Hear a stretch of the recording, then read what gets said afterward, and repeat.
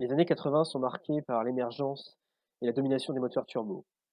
À la fin des années 80, pour réduire les coûts et également réduire les écarts de performance entre moteurs turbo et moteurs atmosphériques, la FIA décide d'interdire les moteurs turbo et de relancer les moteurs atmosphériques.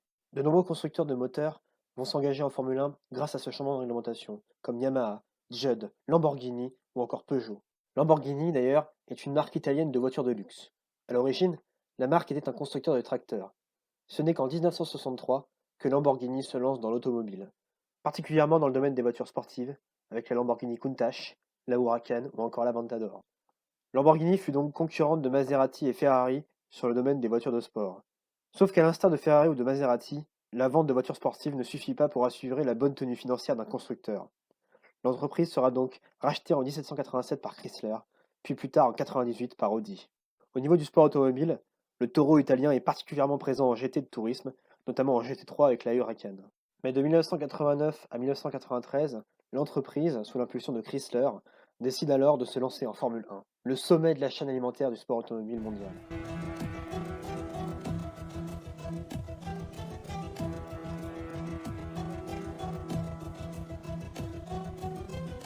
En 1989, une nouvelle réglementation entre en vigueur. Bye bye les moteurs turbo, rebonjour les moteurs atmosphériques. Lamborghini fit appel au génial ingénieur Mauro Foghieri, ex de Ferrari, pour dessiner le nouveau moteur V12 Lamborghini. Lamborghini débuta les études en juin 87. Le premier moteur poussa ses premiers cris en 1988. À l'origine, deux équipes devaient être fournies, à savoir March et Larousse. Malheureusement, pour Lamborghini, le rachat de March par Leyton House fera capoter l'affaire. Le moteur fit ses débuts en décembre 88 sur le circuit de Misano, sur la Lola LC 88D de l'écurie Larousse. Le moteur de 3,5 litres délivrait 580 chevaux à 12 000 tours minute. Sauf que Larousse est en difficulté financière. Cal Mels, son sponsor titre, est dans la tourmente en raison d'un drame familial. En plus, Gérard Ducarouge, le directeur technique, dut reprendre le travail initial de Lola, Lambeau, émet déjà des doutes sur la capacité de Larousse à payer ses factures. Chrysler fit venir Unaisis comme sponsor titre de l'équipe. Gérard Larousse fit ce qu'il peut pour trouver un nouvel associé, malheureusement sans succès. Sur le plan sportif, le moteur souffrait de maladies de jeunesse.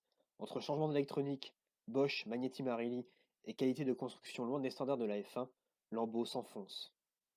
Alliot et Delmas firent ce qu'ils peuvent au volant de leur rétive monoplace. Yannick Dalmas enchaîna les non-qualifications et même les non-préqualifications, notamment en Australie et en Espagne. De son côté, Philippe Alliot fit ce qu'il peut et arracha un point en Espagne. Mais sa saison fut gâchée par de trop nombreux problèmes moteurs. Larousse finit 15e du championnat du monde 1989. Pour 1990, l'agence de recrutement Espo racheta les parts de l'équipe. Lamborghini fournit en parallèle la prestigieuse écurie Lotus.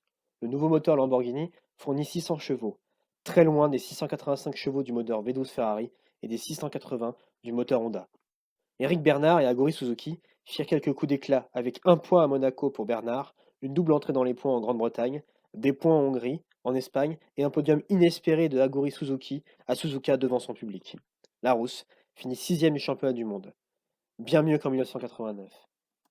La prestigieuse écurie de Colin Chapman est en pleine déconfiture avec un seul point marqué par Derek Warwick au Canada, tandis que Lotus se tourne vers Judd pour 1991, Lamborghini et Larousse se séparent avec fracas.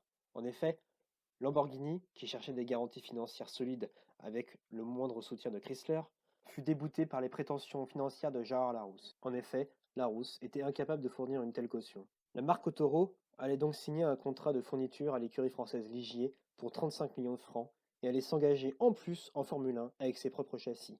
Oui, vous avez bien entendu. Lamborghini s'engage en F1 à partir de 1991.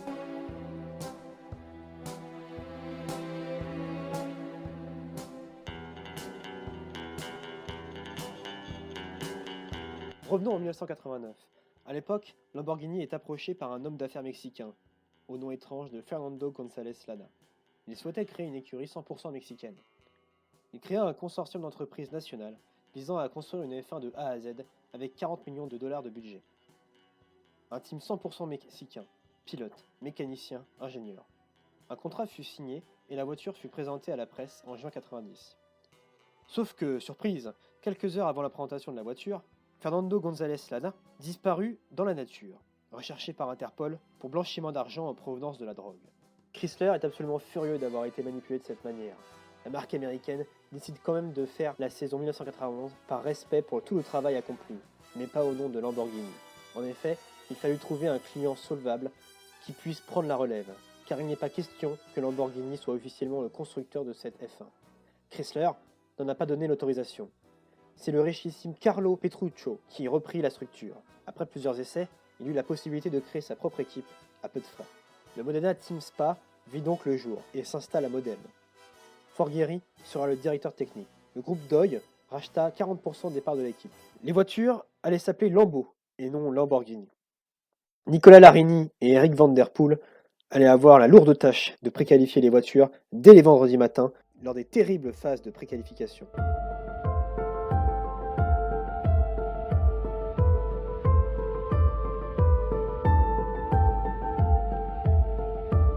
La saison commence à Phoenix. Van Der Poel fut bloqué par une fuite d'essence. Larini cassa un moteur et réussit néanmoins à se qualifier à la 17e place. Nicolas Larini fit une belle course et dut rentrer au stand pour un changement de pneus. Malgré ça, il terminera à une superbe 9e place. Pour la deuxième sortie le 24 mars à Interlagos au Brésil, l'équipe Modena ne fut pas à la fête, avec sa bande de jeunes mécanos inexpérimentés, et les deux monoplaces de Larini et Van Der Poel ratèrent les préqualifications. Qui dit échec des préqualifications dit que l'équipe doit débarrasser Plancher dès le vendredi matin. Pour le retour en Europe de la Formule 1 en avril à Imola pour le Grand Prix de Saint-Marin, les voitures avaient été améliorées avec une modification du train arrière, qui permit ainsi de gagner une seconde au tour. Malheureusement, Larini n'arriva pas à se sortir des préqualifications, tandis que Van Der Poel passait l'obstacle avec succès. En course, il fut formidable et tenait la 5e place, quand son ordinateur déréglé le fit tomber en panne d'essence dans le dernier tour. À Montréal, au Canada, ça va de mal en pis pour le Modena Team. Van Der Poel se plaint d'une tenue de route catastrophique et incapable de signer un bon temps. Quant à Larini,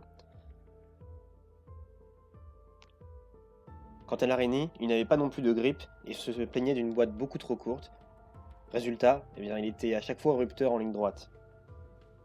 De fait, les deux voitures furent exclues avant même la première séance de qualification. Et Larini, qui cherchait à déterminer le bon setup comme Van Der Poel, qui découvrait la piste et descendait les tons régulièrement.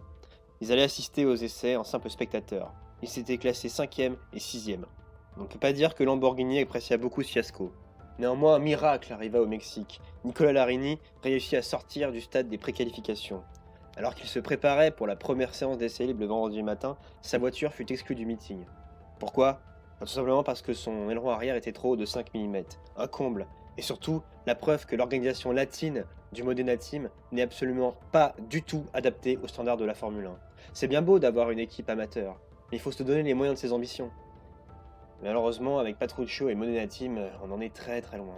Quant à Van Der Poel, il n'a même pas réussi à se préqualifier, donc merci, circuler, rien à voir. Le sort s'acharne pour le prochain Grand Prix en France.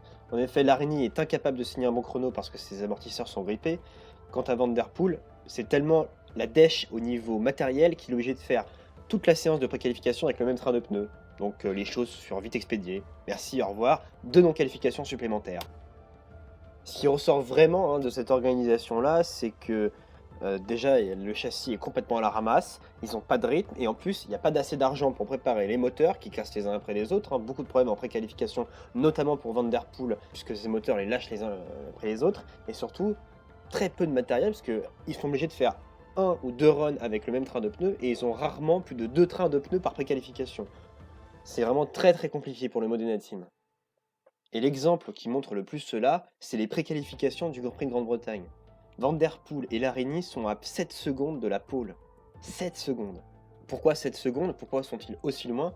Tout simplement parce que le Modena Team n'a pas les moyens de faire des séances d'essais privés, ce qui aurait été par exemple utile à Silverstone, et en plus de ça, la voiture est incapable de chauffer ses pneus correctement et de maintenir ses pneus à la bonne température sur plus d'un seul tour. Donc évidemment, quand vous ne pouvez pas faire chauffer les pneus, vous n'avez pas de grippe, et donc vous êtes incapable de signer un bon chrono. Mais dans ce ciel très très noir, il y allait avoir une petite éclaircie, puisque les deux Lamborghini allaient échapper aux terribles séances de préqualification du vendredi matin qui ne retenaient que 4 monoplaces. En effet, toutes les 8 courses, les organisateurs modifiaient le système, permettant aux meilleurs d'échapper à l'enfer de ces séances d'1 heure.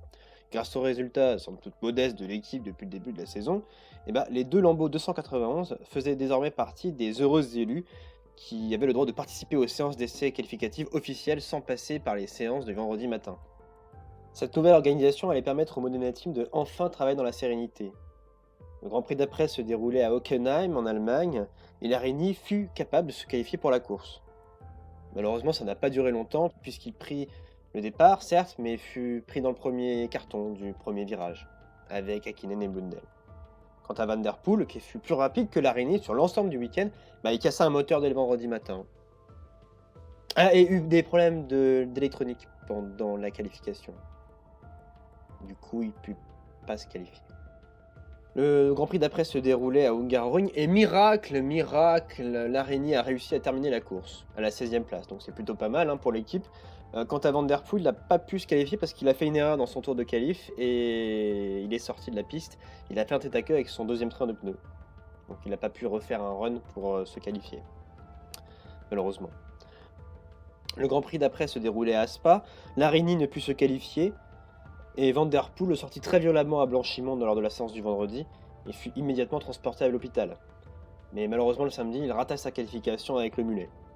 La 12e manche se déroulait sur les terres natales de l'équipe, à savoir Monza. Pour une fois, le châssis et le moteur fonctionnaient correctement et Larini put effectuer de véritables essais. Larini se qualifiait à la 23e place, mais en course avec le plein, la voiture était totalement inconduisible.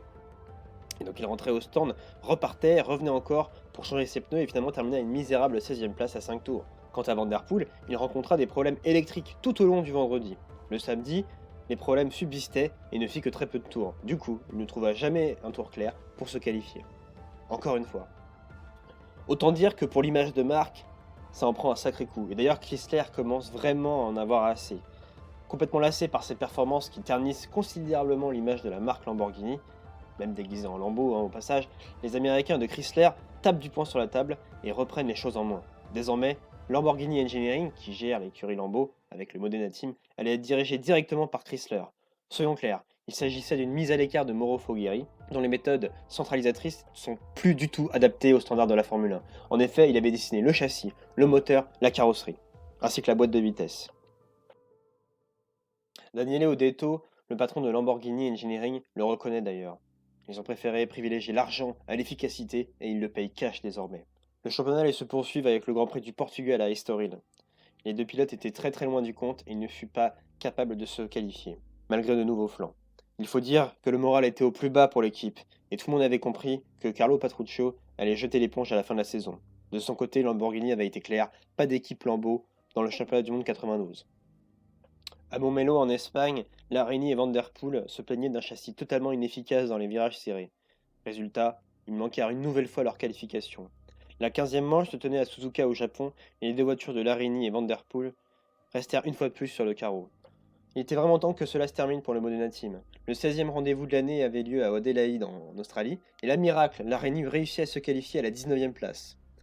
Le jour de la course, sous des trompes d'eau, qui allait entraîner d'ailleurs l'arrêt de la course au 14e tour, Larini prit un bon départ, mais s'accrocha violemment avec Jean Alesi.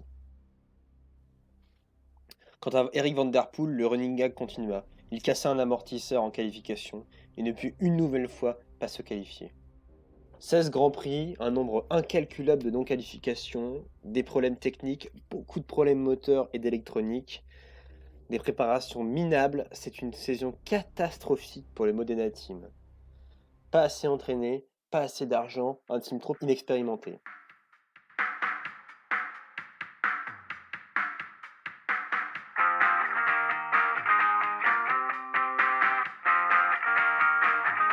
Aussi bizarre que cela puisse paraître, Lamborghini ne fut pas découragé et continua son engagement en Formule 1 pour 91 et pour 92. D'ailleurs, ils ont quasiment refait complètement leur V12. Entre le bloc, la culasse, la distribution, le vilebrequin, le rapport à l'ésage course, le moteur de 91 n'avait plus rien à voir avec le moteur de 89 pondu par Foghieri. Deux équipes allaient en bénéficier, Larousse et Minardi. Lamborghini accepta de retrouver un partenariat avec Larousse en échange de 30 millions de francs.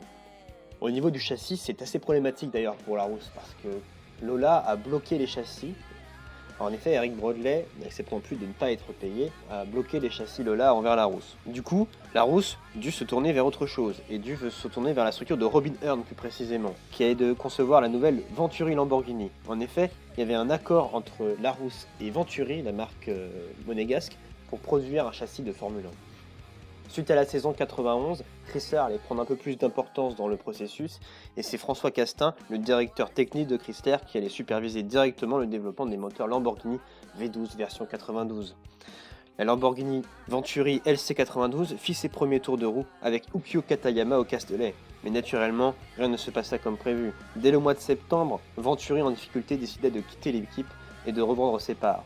Et si ça ne suffisait pas, la saison, sportivement parlant, fut vraiment très difficile pour Larousse. En effet, un seul point marqué en 16 courses, les actionnaires américains de Lamborghini commençaient à trouver que la coupe était pleine. De l'autre côté, 30 millions versés aux motoristes, c'est cher le point pour l'écurie Larousse. Du côté de Minardi, la saison fut équivalente avec un seul point marqué par Christian Fittipaldi à Suzuka. En plus, financièrement, pour Lamborghini, ça va pas bien du tout. Le moteur n'a pas du tout évolué quasiment pendant toute la saison. Et au niveau de l'histoire de Lamborghini, le fondateur de la marque, Ferruccio Lamborghini, décéda à Pérouse à 77 ans. Du côté de la course, toutes les évolutions prévues restèrent dans les tiroirs.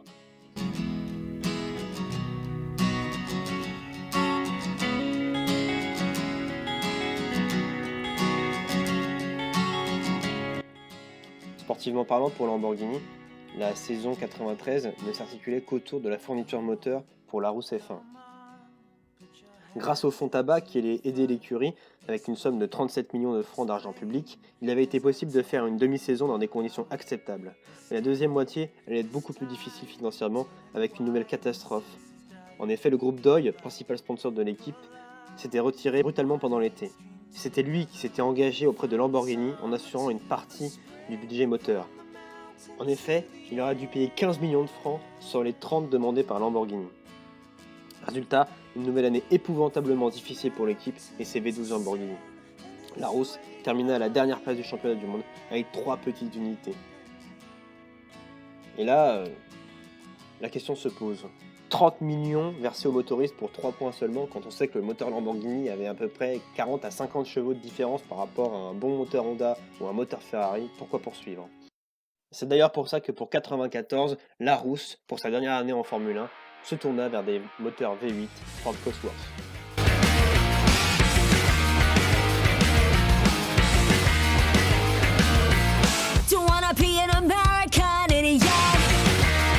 Pour Bob Lutz, c'en était trop. Il y en avait assez de squatter les fonds gris avec des petites équipes aux limites de les impayés et au budget chancelant. Il se rapprocha de manière volontaire de McLaren. Lamborghini, en fait, annonça clairement de vouloir fournir un top team. Pour Chrysler, c'était la seule issue d'avenir. En plus, il y avait déjà des rapports techniques entre les deux entités, pour la bonne et simple raison que McLaren avait un contrat à l'époque avec TAG, qui fournissait l'électronique. Dans ces conditions, Chrysler donna son feu vert en investissant 2 millions de dollars pour des essais intensifs avec McLaren. Et le pire, c'est que les résultats sont bons. Häkkinen a tourné 1 seconde et demie plus vite avec le V8 Ford à Silverstone. En effet, rien n'avait été laissé au hasard pour cette opération. Chrysler sortait les bifetons et ça marchait en plus au banc d'essai et le moteur était de plus en plus perfectionné et de plus en plus fiable et de plus en plus performant. Ayrton Senna lui aussi avait participé au test et il trouvait le moteur excellent, souple, léger et puissant. Perfectionniste, il commença à demander des évolutions pour la suite. Il proposa même de courir les 2 derniers Grands Prix de la saison 93 avec cette McLaren Lamborghini, mais cela ne fut pas possible par la faute du contrat liant McLaren à Ford jusqu'à la fin de la saison. Paradoxalement, en plus, le moteur Lamborghini était plus léger de 4 kg que le moteur V8 Cosworth et surtout délivrait 63 chevaux de plus. Tout le monde se préparait à un contrat entre Chrysler et McLaren qui allait enfin permettre à Lamborghini de justifier tous ses investissements. C'est alors qu'un constructeur français sauvage apparaît et Peugeot signa un contrat avec McLaren pour la saison 94 de Formule 1. Attendez, quoi? Qu'est-ce qui s'est passé? Eh oui, coup de théâtre, McLaren signa subitement avec Peugeot. En effet, la firme française offrait gratuitement ses moteurs et Ron Dennis n'avait pas hésité. Chez Chrysler, on vécut très mal la situation de ce coup de Trafalgar. L'état-major du groupe était furieux d'avoir été cocufié en place publique. Du coup, les Américains, écœurés par ces pratiques, ne voulurent plus jamais entendre parler de la Formule 1. Il faut dire que depuis 89, il n'avait connu que la face sombre du championnat du monde et que la situation de Lamborghini n'avait cessé de se détériorer. La situation ira tellement loin que Chrysler avait décidé de liquider son aventure italienne en vendant Lamborghini Automobile. Du coup, après cette mascarade franco-britannique, il ajouta dans le panier la filiale Lamborghini Engineering et signa ainsi la mort du programme V12 Lamborghini en Formule 1, qui n'avait, il faut bien le reconnaître, connu que des problèmes et que des déboires. Du coup, en 1994, Lamborghini fut cédé à Megatech, un groupe de richissimes investisseurs indonésiens. Lamborghini fait partie du panthéon des plus grands échecs de l'histoire de la Formule 1. Pourquoi ? Bien, tout simplement parce qu'en 5 années, jamais la marque n'avait trouvé une équipe suffisamment bien financée qui aurait pu lui permettre de démontrer son savoir-faire. On ne gardera en mémoire que le hurlement extraordinaire sauvage du V12 Lamborghini. Maintenant, si on fait l'analyse quand même, on remarque qu'encore une fois, c'était un projet plutôt bien financé à la base, mais Lamborghini manquait de ressources intellectuelles pour développer un moteur suffisamment intéressant. Il n'a jamais eu l'opportunité de démontrer son savoir-faire, puisqu'ils sont que des équipes de fonderie, quand même, il faut le noter.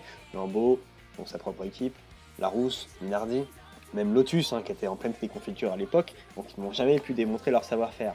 Cela dit, on remarque quand même que même si l'argent était quand même en quantité chez Lamborghini / Chrysler à l'époque, on remarque que ça ne marchait pas. Un peu à l'image de Toyota, Lamborghini n'a jamais eu la réussite avec eux pour démontrer que leur moteur était suffisamment puissant et pour aller chercher la gloire en Formule 1. Petite information supplémentaire, en 1994, chez McLaren, on payait vraiment les pots cassés. Le moteur Peugeot était une catastrophe et cassa les blocs les uns après les autres. Donc honnêtement, Randoni, certes, il a eu les moteurs gratuits pendant 1 an, mais on peut pas dire que c'était le bon choix. Voilà, la vidéo est désormais terminée. J'espère que vous aurez compris maintenant l'histoire de Lamborghini en Formule 1 et ses conséquences. N'hésitez pas à dire dans l'espace commentaire si la vidéo vous aura plu. Et la prochaine fois, on étudiera l'histoire d'une voiture dont l'histoire entraînera la plus grande faillite et le plus grand fiasco de l'histoire du sport automobile français.